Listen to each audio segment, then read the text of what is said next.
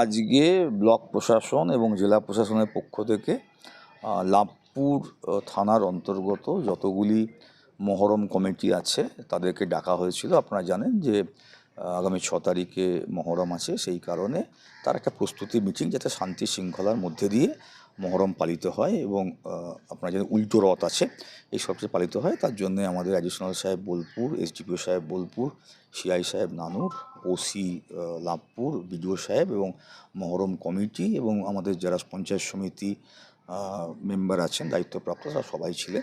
খুব শান্তিপূর্ণভাবে আলোচনা হলো এবং লাভপুরে আপনারা জানেন যে প্রত্যেকটা যে ধরনের ধর্মীয় অনুষ্ঠানের আগে এই ধরনের মিটিং হয়, সারা জেলা জুড়ে হয়, সারা রাজ্য জুড়ে হয়। মাননীয় মুখ্যমন্ত্রীর নির্দেশে এটা সব জায়গাতেই হচ্ছে এবং জেলা প্রশাসনের ডিএম সাহেব এবং এসপি সাহেবের নির্দেশে সব ব্লকে ব্লকেই হচ্ছে, সব থানায় থানায় হচ্ছে। আজকে সেটা এখানে হলো, খুব ভালোভাবে হলো এবং সবাই একমত হলেন যে হ্যাঁ নিশ্চয়ই মাননীয় মুখ্যমন্ত্রী যে কথা বলেন, ধর্ম নিজের নিজের, উৎসব সবার। সেই এবারে 26টা মহরম কমিটি আছে, তারা সবাই এখানে এসেছিলেন, তারা আলোচনায় পার্টিসিপেট করেছেন এবং খুব শান্তিপূর্ণভাবে করবেন, সবাই সেটা কথা দিয়েছেন। বাকিটা তো পুলিশ প্রশাসন আছেন, তারাও নজর রাখবেন। মহরম কমিটিগুলোকে দেখা গেল লাইসেন্স দেওয়ার একটা কি ভাবনা চিন্তা? হ্যাঁ, এটা তো জেলা প্রশাসনের সর্বোচ্চ স্তর থেকে এসপি সাহেব এবং ডিএম সাহেবের স্তর থেকে সিদ্ধান্ত নেওয়া হয়েছে।